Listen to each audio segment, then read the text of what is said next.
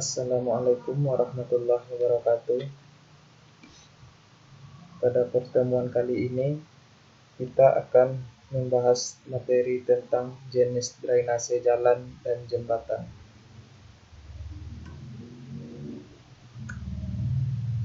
Pada poin pertama, kita dihadapkan dengan apa itu drainase. Drainase merupakan sistem pembuangan air baik di atas maupun di bawah permukaan tanah yang fungsinya untuk menghindari genangan pada suatu tempat atau permukaan yang bisa saja terbentuk secara alami atau buatan dari suatu wilayah.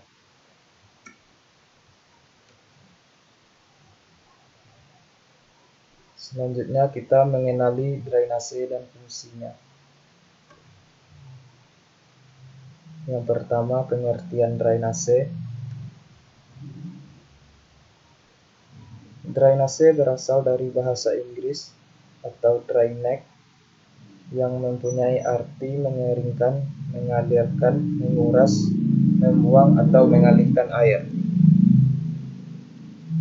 Pada umumnya drainase ini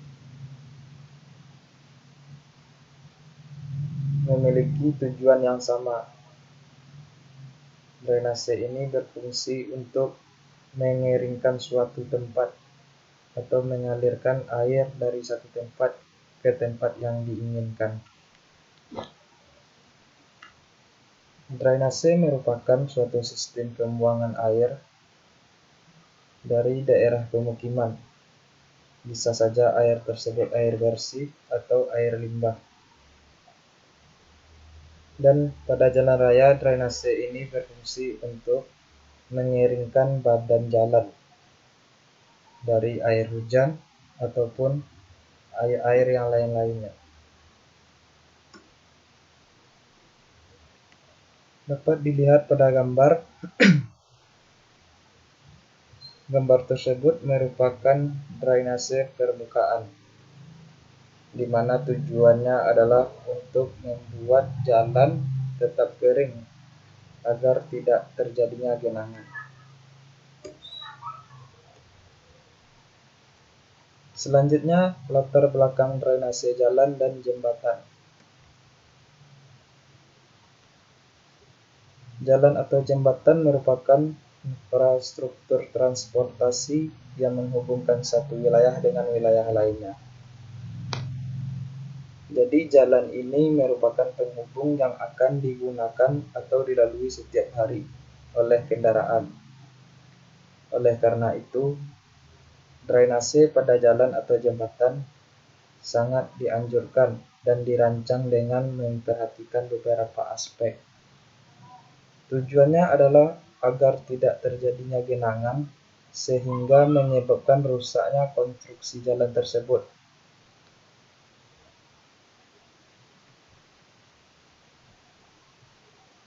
Selanjutnya kita lihat pada gambar.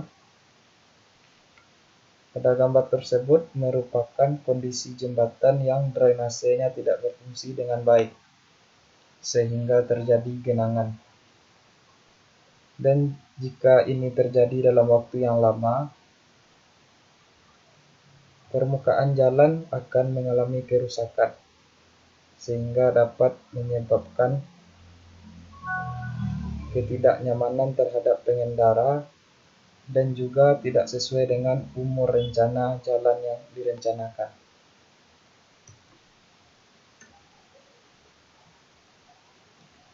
Jadi dalam perencanaan jalan raya, drainase ini berfungsi untuk melindungi kerusakan jalan dari pengaruh air. Dan juga drainase merupakan fasilitas dasar yang dirancang sebagai sistem untuk memenuhi kebutuhan masyarakat dan komponen penting dalam perencanaan jalan. Saluran drainase pada jalan adalah bangunan pelengkap pada ruas jalan atau jembatan dalam memenuhi salah satu syarat teknis prasarana infrastruktur. Dan saluran drainase pada jalan raya atau jembatan berfungsi untuk mengalirkan air atau mengalirkan genangan yang dapat mengganggu pengguna jalan agar badan jalan tetap kering. Nah, pada gambar kita lihat itu merupakan salah satu contoh bentuk dari saluran drainase yang tidak berfungsi dengan baik.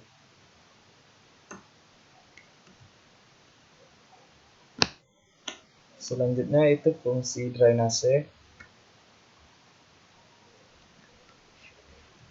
Terdapat 9 poin fungsi drainase di sini. Jadi pada umumnya drainase ini berfungsi untuk mengalirkan air dari satu tempat yang tergenang ke tempat yang lainnya.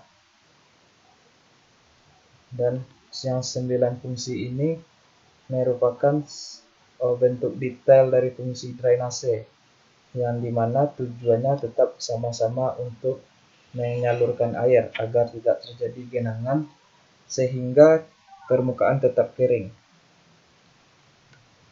Hanya saja ini dipecah menjadi beberapa bagian sehingga lebih mendetail lagi pada suatu keadaan. Dan masih banyak contoh fungsi drainase lainnya. Tetapi pada umumnya fungsi drainase tetap untuk mengalirkan air agar tempat atau permukaan tetap menjadi kering.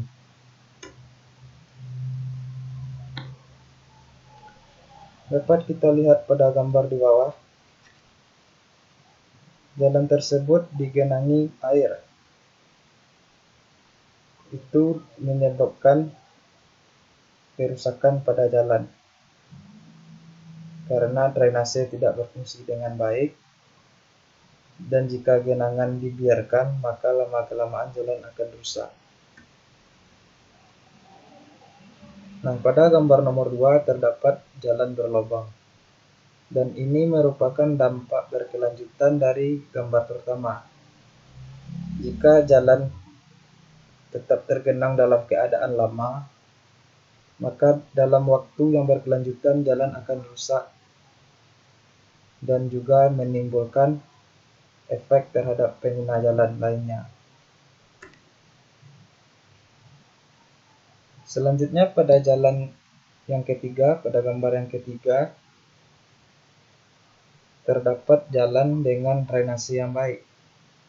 Selain permukaan jalan yang kering, si pengendara atau pengguna jalan juga nyaman dalam melewatinya.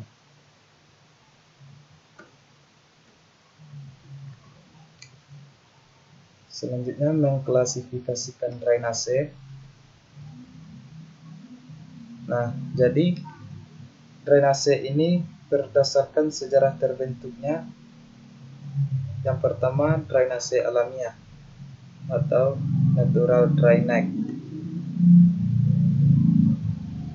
Drainase alamiah ini terbentuk secara alami tanpa adanya campur tangan manusia. Drainase ini terbentuk oleh virusan air yang bergerak karena gravitasi, yang pada akhirnya membentuk jalan air yang permanen. Nah, contohnya pada gambar di bawah. Sungai tersebut pada mulanya tidak memiliki lebar seperti yang digambar. Hanya saja karena waktu yang berkelanjutan, area tepi sungai dikikis oleh air, sehingga lebarnya lama-kelamaan akan bertambah lebar.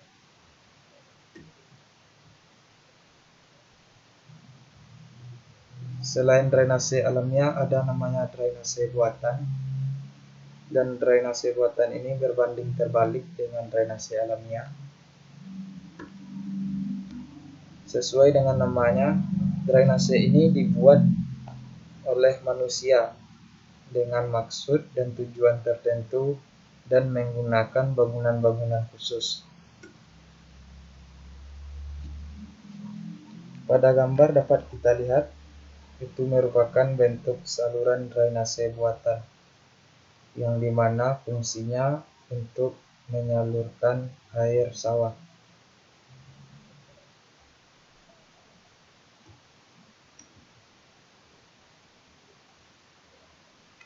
Selanjutnya menurut letak bangunan, jadi ada namanya drainase permukaan tanah. Drainase permukaan tanah ini berada di permukaan tanah yang fungsinya untuk menampung air sebelum disalurkan ke saluran drainase atau pipa pembuangan. Bisa juga disebut pipa penyalur. Dan ini bertujuan untuk menghindari genangan agar kondisi permukaan tetap kering. Setelah drainase permukaan tanah, drainase bawah permukaan tanah.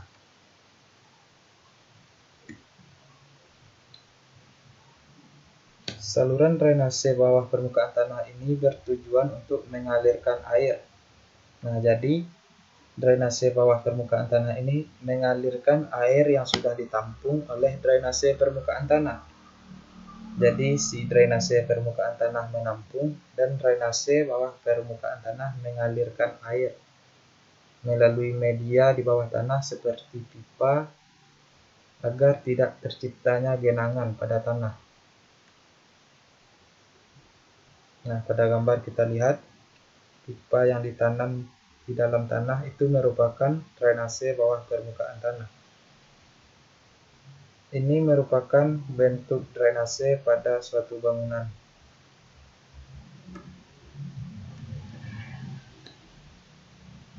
Selanjutnya berdasarkan konstruksi. Jadi berdasarkan konstruksi ada namanya saluran terbuka.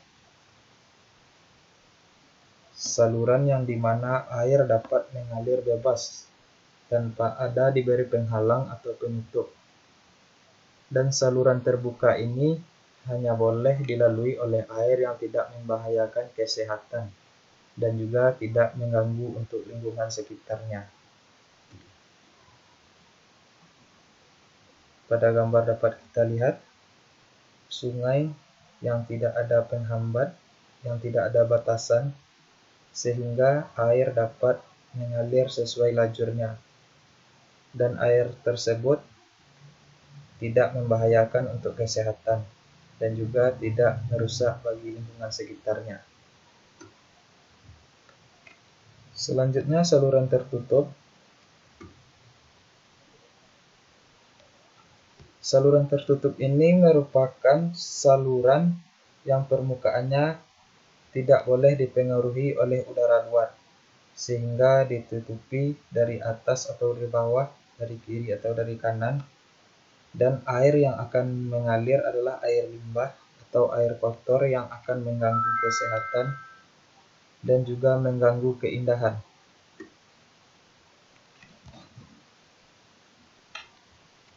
Dapat kita lihat pada gambar, ini merupakan saluran drainase pada jalan raya dan menjadi saluran tertutup karena air yang akan melaluinya adalah air sisa pembuangan dari rumah tangga,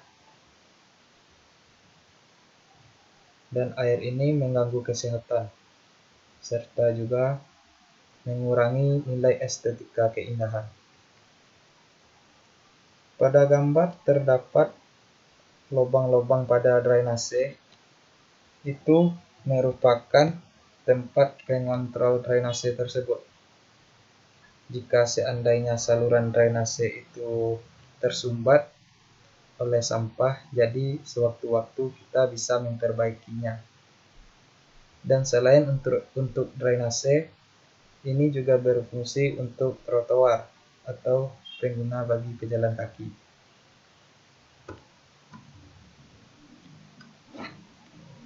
Selanjutnya kita menelaah drainase pada jembatan. Drainase pada jembatan yang pertama ada deck drain. Nah, deck drain ini merupakan saluran yang akan menerima dan menyalurkan air. Jadi deck drain ini berbentuk seperti jeruji besi atau grate, yang dimana jeruji tersebut berguna untuk melewatkan air tetapi tidak membahayakan pengguna jembatan. dan air yang memasuki lubang tempat itu disebut dengan inlet. Nah, pada gambar kita lihat yang berbentuk persegi, besi yang berjeruji. Jadi air tersebut masuk ke dalam rongga-rongga atau lubangnya dan juga tidak membahayakan pengguna jembatan. Dan ini bentuknya sebelum terpasang. Sebenarnya bentuk deck drain ini beragam, tidak seperti yang digambar ini saja, hanya saja fungsinya sama, hanya untuk melewatkan air dan juga melindungi keselamatan bagi pengguna jalan atau jembatan. Setelah deck drain ada namanya pipa penyalur atau pipa outlet dan talang. Jadi pipa penyalur ini berfungsi untuk mengalirkan air. Pipa penyalur ini menyalurkan air yang telah ditampung oleh deck drain tadi. Dan pipa penyalur ini dipasang secara horizontal. Dan setelah pipa penyalur ada namanya talang. Jadi setelah deck drain, air masuk melewati deck drain, disalurkan melalui pipa penyalur, lalu mengalir ke talang sebelum disalurkan ke bawah. Nah, pada gambar kita lihat pipa yang posisinya berdiri dan posisinya rebah. Pemasangan pipa pada konstruksi jembatan ini tidak menempel pada dinding bagian konstruksi. Hal ini bertujuan untuk agar ketika terjadi rembesan atau pipa tersebut bocor, dinding konstruksi kita tidak berlumut. Dan juga ketika pipa kita bocor, memperbaikinya juga mudah.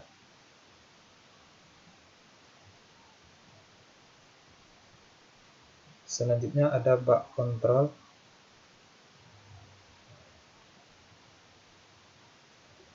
Bak kontrol atau manhole berguna untuk menampung air yang disalurkan oleh pipa penyalur dan talang air tadi.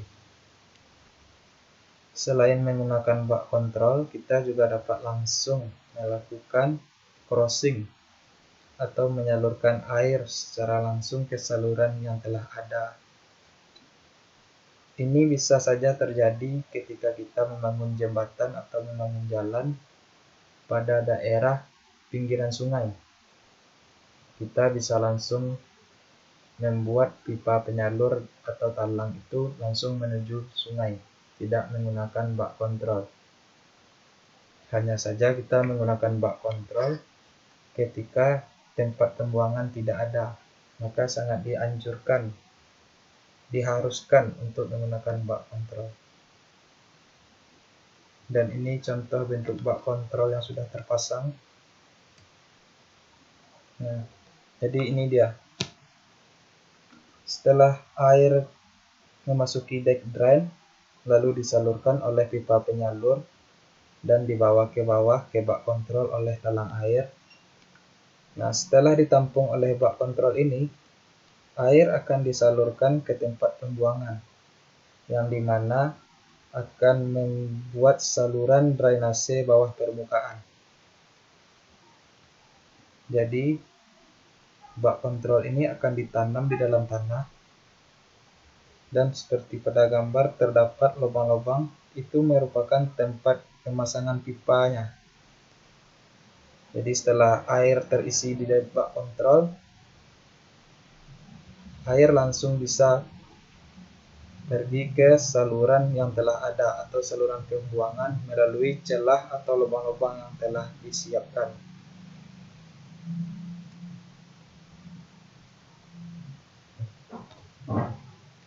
Sekian dulu materi kita untuk hari ini. Assalamualaikum warahmatullahi wabarakatuh.